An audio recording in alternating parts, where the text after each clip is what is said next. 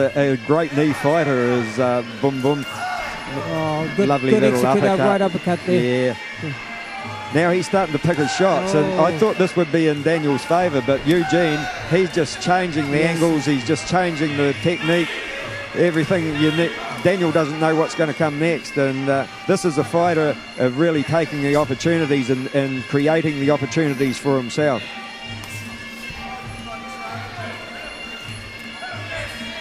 Maybe that one thing I like about Eugene, he uses his height well. You know, everything he throws, it works. Oh, great knee, great knee. Oh, I tell you what, it's not going to be long before one of those strikes home. Yes.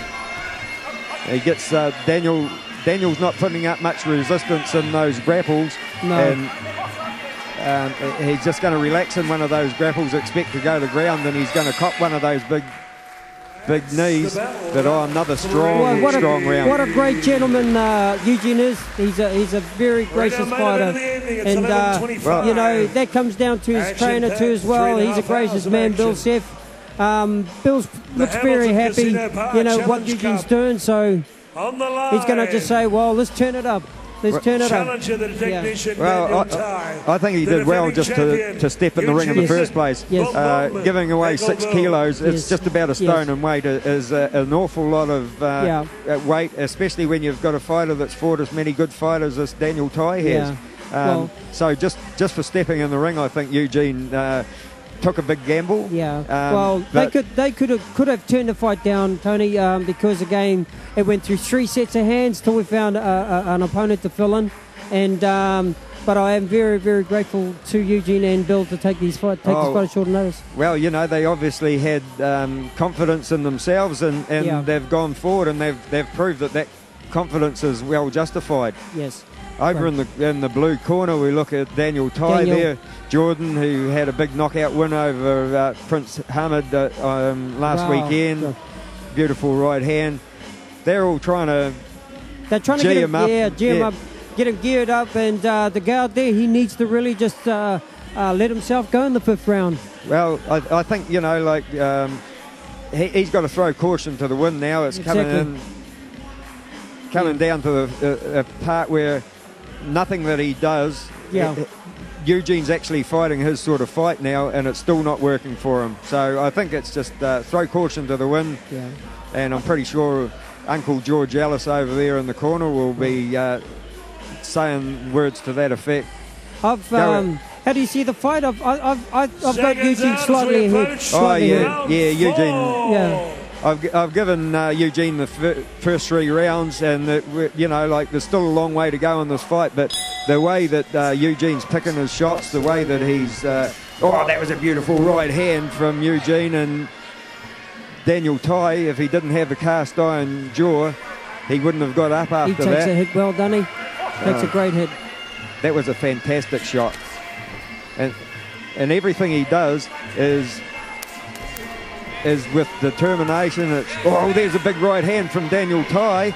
Those are the sort of shots that can turn the fight around. It doesn't happen on this occasion, but for the first time in quite some time, we see Daniel Tai sort of go on attack, but he's leaving himself wide open for that big elbow.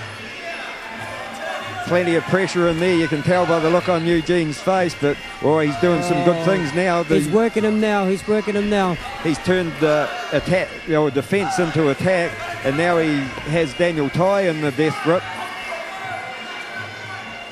Daniel might look at, he looks in a bit of bother right now. Again, we said it right from the beginning, he's got to throw caution to the wind. He's got to really get in there and hit. I think so. He just scored a big right hand before and looked like he was going to go on attack, but Eugene, clever fighter that he is, used the ropes to maneuver Daniel into a defensive position. So, you know, although Daniel still looks sharp and still looks bright, I don't think the legs are doing what the mind's telling them to do. And if you haven't got the legs underneath you, you're not going to be able to land that big knockout punch. That's correct. So fatigue's in, but there's a beautiful elbow, and he doubles her up. Another great elbow. Well, I just wish one thing, and I just wish it was that that Perth was a lot closer and we could see much more of Eugene Ekkelboom, because he's some sort of fighter, isn't he? He's got some great fights coming up, Bill said. I think he's going to be fighting in Melbourne and also in Brisbane, so he got some great fights set for him. But this is a great young lad, and you know, very deserved champion. He's worked hard tonight, but unfortunate it might not be for young Daniel. Well, Albert Hay-Morley's called it off, and yes, a great win for Eugene. Just again, unfortunate for Daniel. Yeah, well, Daniel, as we say, he took it on short notice, but yeah, what can you say about this man? I've seen him fight twice now. I wish I'd seen him a lot more, but only twice, and each time he's shown real class, that guy. He's Eugene Ekkelboom is rated very highly. He's beaten Aaron Boys over here, he's beaten Joe White, and now he's beaten Daniel Tai and beaten them all convincingly. So, you know, who are we going to throw at him next, Peter?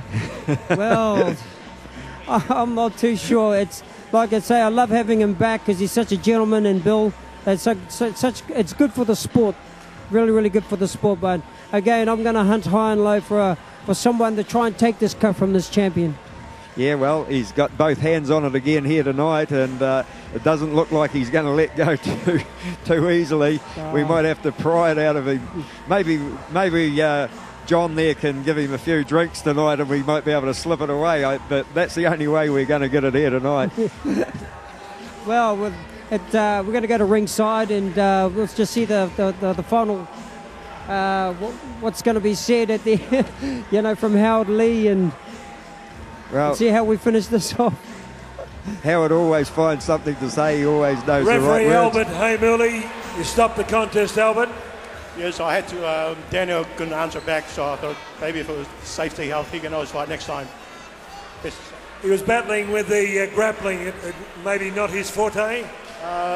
No, I've seen Daniel fought better than that. I think probably like the last minute notice, and apparently he had to lose a bit of weight to go down this division, so... A wise decision, Albert. Yeah, that's right.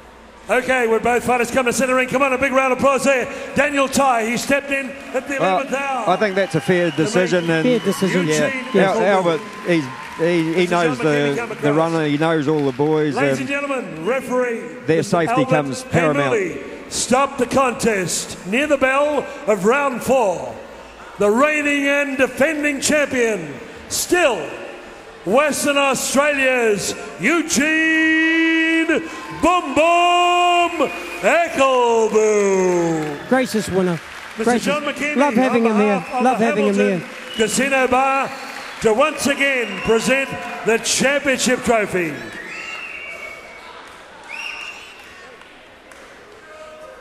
John McKinney, you almost had a premonition about this. Just about, but I won't tell you. Okay, Tony, well, that's the end of the night. Okay, come on, give Daniel Tai a big round of applause. He was a warrior. He was in there competing. Yes, he was a warrior tonight. He gave it his best shot, but it wasn't to be, Tony. No,